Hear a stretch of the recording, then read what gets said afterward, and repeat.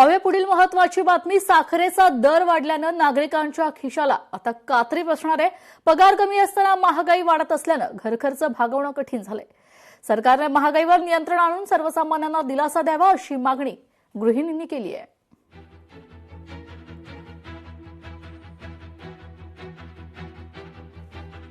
जी वाढती महागाई आणि साखरेचा भाव ज्या पद्धतीनं वाढला त्याचा मी सरकारचा निषेध करते।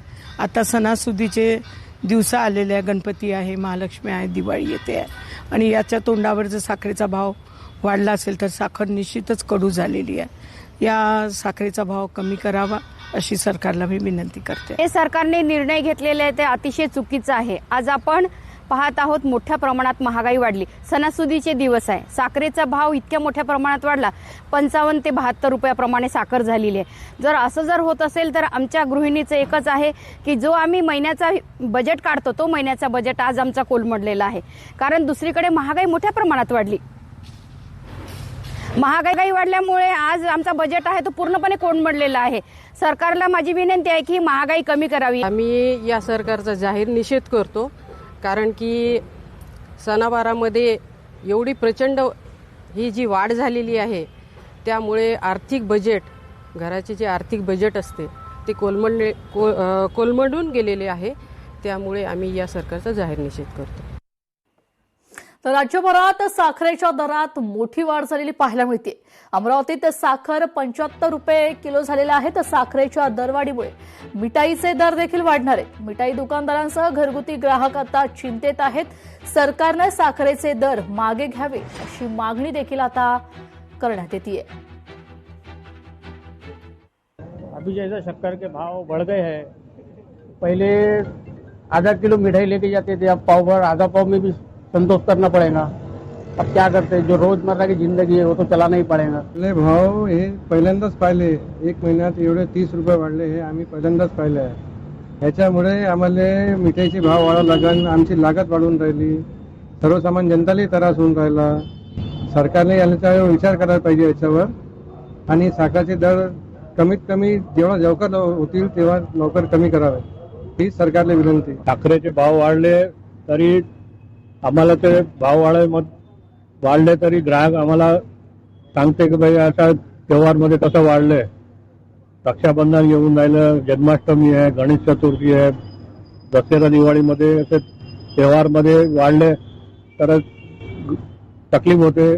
तरी सरकारने विचार करायला पाहिजे की साखरला दर कमी ठेवायचं, नियंत्रण मध्ये ठेवायचं असं। सर्व महिलांच्या वतीने सरकारचा निषेध करते। सरकारने एकदा परत विचार करावा की साखर भाववाढ कमी केल्या गेली पाहिजे आणि सर्वसाधारण लोकांचं स्वास्थ्य चांगलं राहावं यासाठी मी त्यांना विनंती करेल की आपण ह्या भाववाढीचा पुनर्विचार करावा आणि आमच्यासाठी साखर स्वस्त करावी।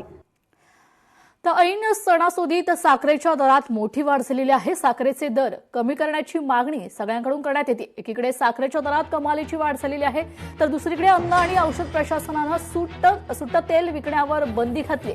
सणासुदीचे दिवस सुरू असताना साखर नेण्यासाठी आज नेहमीसारखी गर्दी नसल्याचं चित्र कोल्हापुरातल्या किराणा माल दुकानात दिसून येत आहे। याचा आढावा घेतलाय, व्यावसायिकांशी संवाद देखील साधले आमचे प्रतिनिधी सतेज औंधकर यांनी।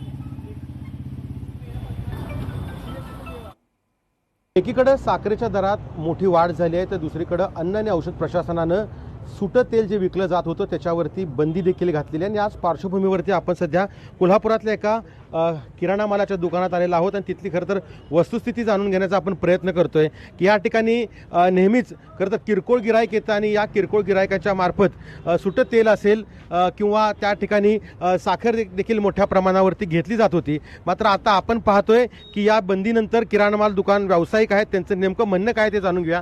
दादा, काय नेमकं सांगाल? एकीकडे साखरेचे दर वाढले तर दुसरीकडे आता तेलाच्या किमतीत देखील तुम्हाला आता तेल जे आहे ते बंदिस्त विकताना तुम्हाला अट घातल्याचं पाहायला मिळते।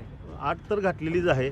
साखरेचा दर वाढल्यामुळे कस्टमर सकाळपासून 1 किलो आलेलं नाही, साखर कोण घेईनच झाले आज, त्यामुळं आता साखर खपणं मुश्किल झाले। आता आमच्यावरती भरपूर अडचणीचे आहेत। आता किती दोन दिवसापूर्वी किती दर होता आणि आता किती दर आहे? 2 दिवसापूर्वी 60 रुपये 56 रुपयापासून सुरुवात झाली, 56 60 आज आता 80 रुपयाच्या आसपास जाण्याच्या मार्गावरती आहे साखर। मग आता कितपत जाऊन कुठं थांबते काही आयडिया नाही। दुसरीकडे तेल देखील आता सुट्ट विकण्यावरती बंदी घातली, कसं पाहता या निर्णयाकडे? तेल सुट्टं बंद केले ते ठीक आहे, आम्हाला पण बरंच योग्यच वाटतं की आम्ही उचलून देणार आहे पॅकिंग. आता कंपन्याच प्रत्येकी पाव किलो अर्धा किलो पॅकिंग चालू करायला लागलेत. आता सुट्टं बंद होईल चांगली गोष्ट आहे, कारण सगळ्यांना चांगलं आणि शुद्ध तेल मिळेल, हे सगळ्यात महत्त्वाचं आहे. पॅकिंग मधलं तेल आहे ते घेताना ग्राहक देखील पाहायला मिळतात. सतेज औंधकर, लोकशाही मराठी, कोल्हापूर. आता याच्यामध्ये असं झालंय की सर्वसाधारण माणसानं करायचं तरी काय? तोंडावर तर सणवार आलेले आहेत. सणवार करायचं तर प्रत्येक हर एक गोष्टीला साखर लागते. तुम्ही बघत असाल, पोळ्या करायचं किंवा काय करायचं, आणखीन काही गोष्टी याच्यामध्ये गोडधोड करायचं असेल, काय असेल तर प्रत्येक गोष्टीमध्ये हा साखरेचा वापर हा नेहमीप्रमाणे होतोयच. तर याच्यामध्ये कसं आहे, पूर्णपणे ह्याच्यामध्ये दरवाढ झालेली आहे, त्यामुळे सर्वसाधारण माणसाला म्हणजे याच्यामध्ये फटका बसलेला आहे. माझी सातत्याने तुम्हाला एवढीच अपेक्षा आहे की सरकारला माझं एवढंच सांगणं आहे की ही जी साखरवाढ आहे ती त्वरित कमी केली पाहिजे. कारण की ह्याच्यामध्ये कसं आहे, खिशाला यामध्ये फटका बसणार आहे आणि ह्याच्यामध्ये सणवार तर करणार कसं? त्यामुळे सर्वसाधारण मान हा पूर्ण विस्कळून गेलेला आहे. फक्त सरकारला एवढीच माझी मागणी आहे की तिने लवकरात लवकर याच्यावर तात्काळ निर्णय घ्यावा आणि साखर पूर्वीप्रमाणे जे काही परिस्थिती आहे त्या ह्याच्यावर आणून ठेवली पाहिजे. आता साखरेचा रेट परवा मध्यंतरी 54 रुपये होता, ठीक होते, पण आता अचानक 76 रुपये किलो म्हणजे आवाच्या सव्वा रेट झालेला आहे. काय आता सामान्य माणसानं काय करायचं नेमकं? कारण आता साखरेचा एवढा तुटवडा आणि हे ते नाही काय, आता सण समारंभ आता चालू झालेले आहेत. आता सणाला गोडधोड खायचं काय, रोजच मिळमिळीत अन्न जेवायचं, आता बघावं. लोकशाही मराठी, ऐका, पहा, जागरूक रहा.